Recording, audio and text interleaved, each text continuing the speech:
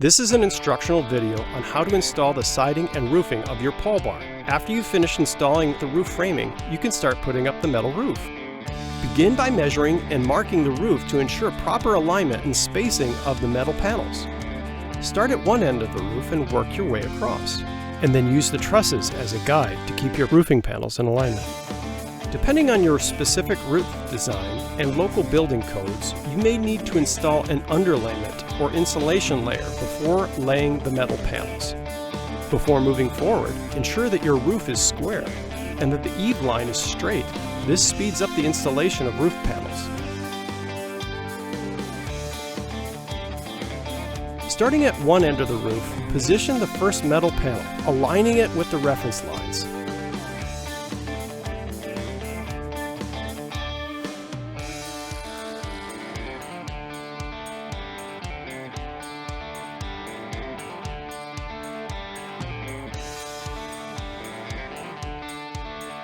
Make sure that it overhangs the roof according to the desired measurement. Secure the panel using screws or nails. Avoid over-tightening the fasteners to allow expansion and contraction of the metal.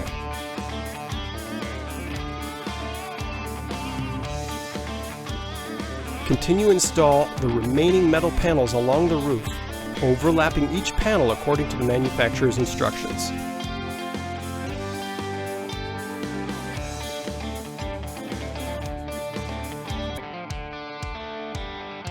Ensure that the panels are properly aligned and securely fastened to the roof deck. If necessary, you can build a jig to align the bottom of the roof panels to hold them in place exactly 1 3/4 inch overhang from the end of the truss. Depending on the design of your roofing system, you may need to install closure strips along the eaves and ridge to provide a seal and prevent moisture infiltration. Once all the metal panels are in place, install the ridge caps at the ridge of the roof. Secure them with appropriate fasteners, ensuring a tight fit and a proper alignment. Then your metal roof is complete and you can install the windows and the metal siding. Begin by cutting the side panels to the desired length using snips or circular saw with a metal cutting blade. Make sure to wear gloves and eye protection when handling the metal.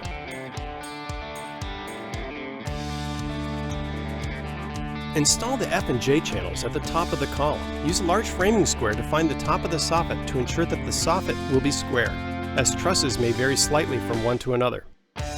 To help with the installation of the side steel, add a temporary 2x4 1/4 inch below the length of the side steel around the perimeter of the building to hold the side steel while installing it.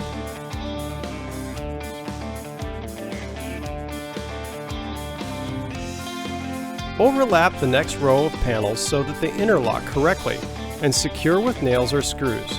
Continue until you reach the window frame. For the windows, start by adding a paper covering around the windows. Make sure it extends into the window space to allow for wrapping in. Staple it all around the wood framing. Cut inside the window at each corner and wrap the excess inward, stapling as you go. Cut off any excess that is not stapled down. Caulk around the outside edge of the window frame and then place the window in the space and nail it down.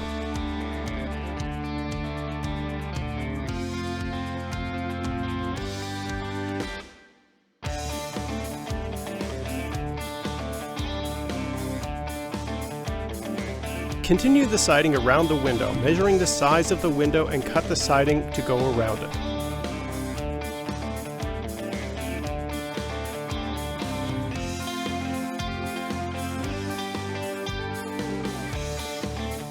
Screw in the pieces around the window. Repeat the process until you reach each end of the wall.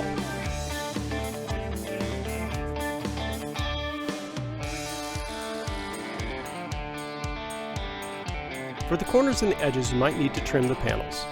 Use a metal snip and a circular saw to cut the panels. Install the outside corner trim after the wainscoting. To install wainscoting, you will need to follow a similar process, but with smaller panels that cover only the lower part of the wall.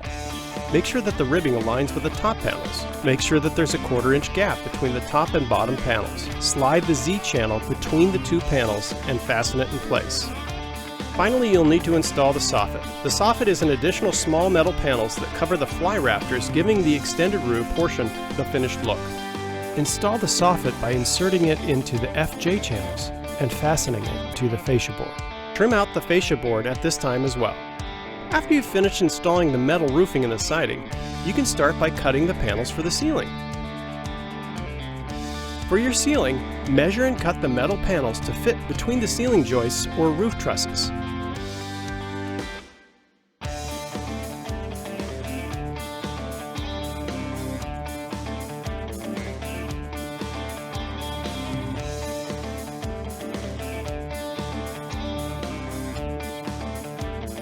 Secure the panels using appropriate fasteners, following the manufacturer's instructions for spacing and attachment methods. Ensure that the panels are properly aligned and overlapping as required.